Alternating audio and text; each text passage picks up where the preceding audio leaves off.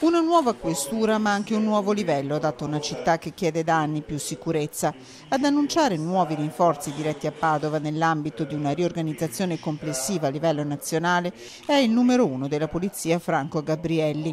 Lo fa in un momento che la città attende da anni la firma del protocollo d'intesa che porterà alla realizzazione della nuova questura in via Anelli. Padova, dal mio punto di vista, dal nostro punto di vista, è una di quelle realtà che nel tempo è cresciuta, ha avuto sempre più un ruolo importante e credo che nella ridefinizione dei nostri organici che sono fermi da oltre 30 anni abbiano questa corretta e giusta rivisitazione. Poi quanta gente arriverà, con che tempi arriverà, questo dipenderà moltissimo dai concorsi. Al lavoro da un anno e mezzo il prefetto Gabrielli, che adesso presenterà il piano al ministro Salvini.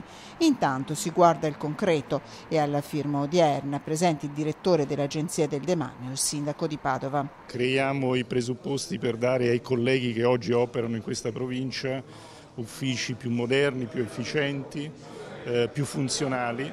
Ovviamente la realizzazione della nuova questura avrà bisogno di qualche anno e nel frattempo avremo anche la possibilità di trovare una nuova e diversa collocazione all'ufficio immigrazione, che in senso assoluto è l'ufficio che in questi ultimi anni ha vissuto le condizioni peggiori. E proprio sull'ufficio immigrazione annuncia il suo intervento il Comune di Padova. Abbiamo dato per 5-7 anni i tempi che serve, a costo a carico nostro, a circa 100.000 euro all'anno, affittato 1.200 metri quadrati in Monte dei Paschi di Siena, vicino alla caserma attuale della polizia, la caserma in piazza sotto le torri, e questo è dare un aiuto all'ufficio immigrazione perché sono veramente messi male. 5-7 anni i tempi previsti per la realizzazione della nuova questura, tempi che devono essere rispettati.